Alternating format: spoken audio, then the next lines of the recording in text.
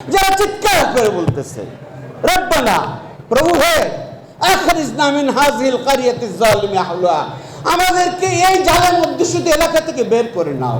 ওয়াজআল লানা মিন লাদুনকা ওয়ালিয়্যা, আমাদের জন্য অভিভাবক পাঠাও। ওয়াজআল লানা মিন লাদুনকা নাসীরা, আমাদের জন্য সাহায্যকারী পাঠাও। আল্লাহ এই ডাক দিয়েছেন কোরআনে। বাংলাদেশের প্রত্যেকটা মানুষ আজকে মুস্তাদাফিন, তারা হাহাকার করে বলতেছে বাঁচতে চাই, আমরা অবরুদ্ধ অবস্থা থেকে মুক্তি চাই, আমাদেরকে বাঁচার জন্য কে আছে এগিয়ে আসুন।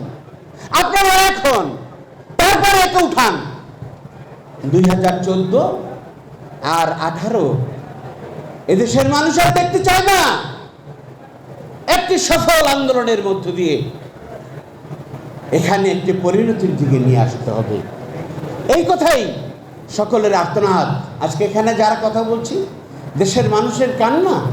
আজকে ইউটিউবে দেখলাম একজন রিক্সাওয়ালা, সে বলতেছে কি অবস্থা, খাবো কি, এই দাম, আমরা মুক্তি চাই, আমরা বাঁচতে চাই, বাঁচার ব্যবস্থা করতে হবে।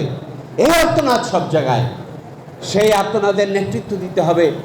আজকের সুধী সমাজ, এই যে রাজনৈতিক নেতৃত্ব, এখানে আমরা যারা আছি, যারা মানুষের জন্য কথা বলি, তাদেরকে এই নেতৃত্বে এগিয়ে আসতে হবে। হ্যাঁ, নেতৃত্ব 15টি বছর দিয়ে আসছিলাম, সফল আমরা ইনশাআল্লাহ হব সামনের সেই আন্দোলনে।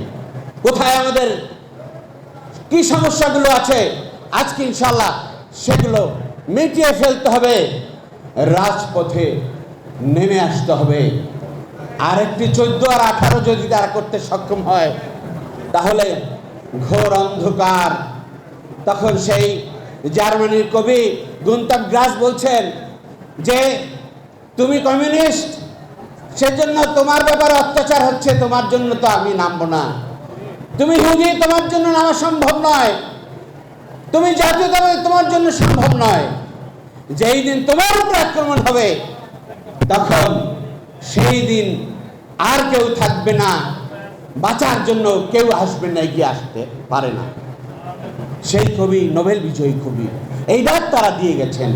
আজকে এই ডাক উষার দুয়ানে হারিয়া ডাক আমরা আনিব রাঙা প্রভাত, এ তো কবি নজরুল ইসলামের সেই বিখ্যাত কবি। আজকে সেই ডাক নিয়েই আমাদেরকে ছুটে যেতে হবে। আজকে জাতীয় ঐক্যবদ্ধ।